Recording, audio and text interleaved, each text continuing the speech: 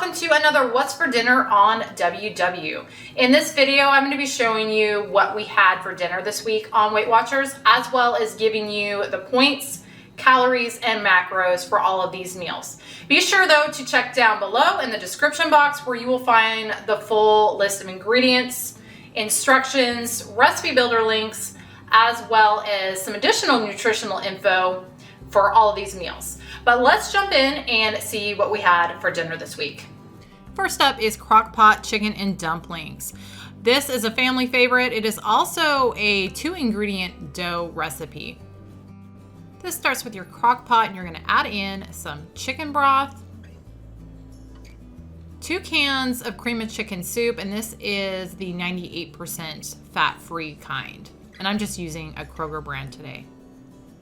Then you're going to add in a little bit of granulated garlic, and then some sage and some freshly cracked black pepper. You're then going to just stir all that together really well.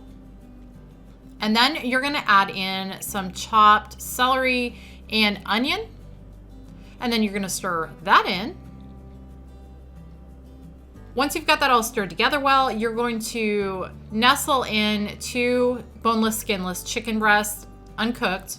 And then you're gonna put the lid on this and cook this on high for about 4 hours or until that chicken reaches an internal temp of 165. Before that chicken is done, you're gonna wanna go ahead and make your dough, which is, as I said before, 2-ingredient dough. And that is just 1 cup self-rising flour, and I use 3/4 cup plain fat-free Greek yogurt. I'm also adding a little dried parsley to mine just for a little extra flavor. But you're gonna mix all that together, give it a little bit of a knead. I like to knead mine anywhere from 2 to 5 minutes. It kind of depends on what I'm doing with it. And then I'm gonna set this aside until I'm ready for it. So back over at my crock pot, once that chicken has reached an internal temp of 165, I go ahead, remove it, and then I just shred it. And I just do that using 2 forks. It works really easy, as you can see here. And then I'm gonna just add that chicken back to the crock pot. Then I'm gonna add in some mixed veggies. I let these defrost. They're frozen, I should say. I let them defrost in my fridge while all this was cooking. So you're gonna add that in, stir everything together really well, and then you're gonna take your dough and in about 1 to 2 teaspoon amounts, you're gonna just kind of drop that on the surface. Once you've got all your dough in there, you're going to cover this again and continue to cook on high for about another hour or until that dough is done. And here is what it looks like when it is done. And here is dinner. I've got a serving of that. This makes roughly 8 1.5 cup servings. And the points on that are 3 WW points. So pretty low points, pretty filling soup. We really enjoy this. My son likes this. So again, that makes it one that's kind of a family favorite and one that I make quite a bit. But that's all we had tonight, just a serving of this. So a dinner total for tonight was 3 points. This next one was kind of a twist on one of my favorite recipes for shepherd's pie. I love shepherd's pie. It's one I make all the time, but I want to do something a little different. So I did a sloppy joe twist on that. For me, this was classic comfort food and we all really enjoyed it. This starts with getting some chopped up potatoes steaming for your mashed potatoes that are going to go on the top of this. So I've just got mine in there and I'm going to let those steam until they are fork tender. And then in a large pan on medium-high heat, I'm going to add in a pound of lean ground turkey. I'm using 93% lean. And then some chopped onion. I'm going to go ahead and pepper this a little bit, and then I'm going to cook the 2 of those together until that turkey is browned and those onions are softened. I'm then going to add in a little bit of minced garlic and let that cook in there for about a minute or so, along with some chili powder and some ground cumin. I'm going to just stir all those together and let them cook for about a minute. I'm then going to add in some no sugar added ketchup and some no sugar added barbecue sauce. I really like this G. Hughes barbecue sauce. Now I'm going to add in some no calorie brown sugar. I'm using Lecanto brown, a little bit of Worcestershire sauce, some Dijon mustard, And then there I've got a couple of dill pickle spears that I just diced up into small little pieces. I'm gonna give that a stir. Finally, I'm gonna add in some frozen corn that I let slightly defrost. I just got this out when I got out all the rest of my ingredients, so it has started to defrost a little bit. I'm gonna stir that in really well, and then I'm gonna just let this cook for another minute or so until my potatoes are done. Back over at your potatoes, once those are fork tender, you're gonna drain those, and then you're gonna add in a tablespoon of a light butter spread. I use Brummel and Brown.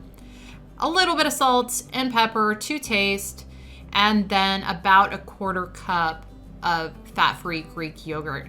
You're then gonna just mash that all together until your potatoes are nice and smooth. Then you're gonna take a 9x9-inch casserole dish, spray it with a little bit of cooking spray, and you're gonna pour your meat mixture into that. Smooth it out nicely, and then you're gonna add your mashed potatoes to the top and try to evenly smooth those out the best that you can. That's a little tricky because these kind of press down as you're doing that, but just do the best that you can. Once you've got those smoothed out, you're gonna take some low-fat cheese. I'm using this Kroger reduced fat sharp cheddar, and you're gonna just sprinkle that on top of your potatoes nice and evenly. And then you're gonna bake this at 350 for about 25 to 30 minutes, or until that cheese is nice and melted and looks like this. Here is dinner. I've got a serving of that shepherd's pie, which I have factored in as a 1/6 of the total, and that is 8 points. Along with that, we're just having some veggies, just broccoli, cauliflower, and carrots. I added a couple sprays of I can't believe it's not butter spray on there, and a little bit of pepper. So no points for any of that. The veggies being 0 points and the shepherd's pie being 8 points is gonna make dinner total for tonight 8 points. All right, since this is new, thought I'd have my hubby give it a try. I've already tried it off camera, and I really, really like it. So we'll see what he thinks of it. Smells like Sloppy Joe. It does. It smells really good. Try to get a cross section there for you. I'm picking it up somewhat. So, great combination. I'm a big fan of Sloppy Joe. One of my favorite childhood dishes, and that's a really good element of that. It's sweet, it's tangy, and then you have the kind of the rich, hearty comfort food element of the potatoes and the cheese that come kind of on the back end. Really good pairing. You know, so you got kind of a very traditional comfort food, and then like a childhood favorite of I'm sure of a lot of people, all wrapped up into one there. Yep. Yeah, that's a winner. Yeah, I really like it too, and especially I mean I love potatoes and cheese, and you pair that with Sloppy Joes, and it's kind of hard to go wrong. Our dog is growling at something out the window right now. But anyway, yeah, that is a winner in my book too. Sloppy Joe shepherd's pie. Last for this week, we had some grilled pork chops and just a really simple broccoli pasta salad. Okay, so we just pulled this out of the fridge, just been brining overnight. Pork chops. Yep, so we're doing pork chops. This brine is it's about 3/4 cup salt and anywhere from, I'm just going to guess because I just filled it up from the sink, but 8 to 12 cups of water. The brine's not critical, you know, so you just dissolve the salt in the water and then make sure that the pork chops are covered. You can do a brine for a couple hours, 6 hours, 8 hours overnight. I wouldn't probably bother unless I could do it for 6 hours. You said 24 on this? Yes, we did. I typically do it overnight, which, you know, 24 hours. 24 hours. So from here, I'm going to pat them dry, trim off the fat, exterior fat, put some olive oil on them, and put some pepper on them, and then they'll be ready for the grill.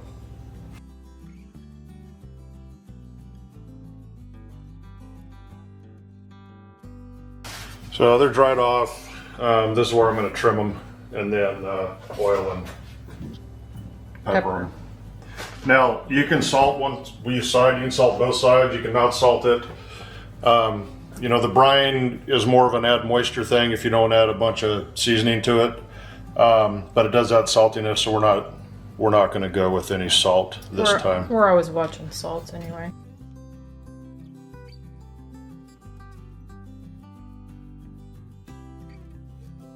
Hit it with some olive oil.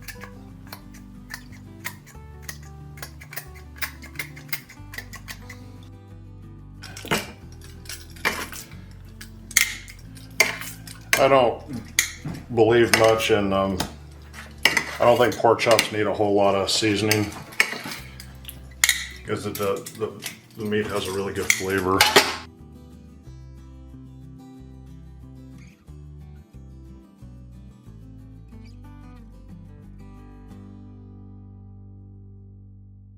That's it. They're ready for the grill. So we're gonna do 6 minutes direct high heat, and however long it takes, switching to indirect heat after that. It's probably going to be another 10 minutes is my guess. The really thick pork chops take a long time. These are what you think? How thick? Inch and a quarter. Half. I would say to inch and a half. Yeah, this one right here looks like an inch and a half. This guy. Big pork chops. Yeah.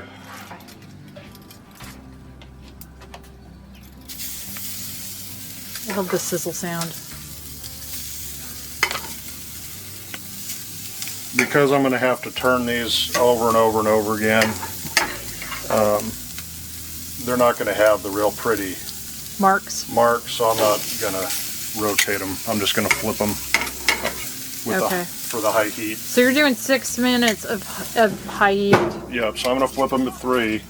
On each, so 3 on each side of high heat? Yep, and then I'll turn off the middle burner and have that be the indirect. Okay. And while Jarrett is finishing up those pork chops, I go ahead and just get this broccoli and pasta dish together real quick. What I've got here is some pasta, this whole grain penne right here. And I've got 2 ounces of that along with that package of broccoli. And I'm just going to boil the 2 of those together until that pasta is softened and that broccoli is nice and heated through. At which point I'm going to drain it and add it back to my pot. I'm then going to add in a teaspoon of olive oil, some freshly ground black pepper, and just a little bit of salt. And both of those are just to taste. And then I'm going to add some red pepper flakes, some minced garlic, and a couple tablespoons of shredded Parmesan. Then I'm going to just mix all this together, and that is all there is to it. Super simple, but it tastes really good. And you can double this, triple this, whatever you want. We only wanted 3 servings tonight, so that's all I made. Okay, so these have been under indirect heat for 10 minutes. I'm looking for 145. That one's 148. 145. That one's over because it's small. 152. 155. So actually that worked out really well. Now I just need to get a plate and get them off of there.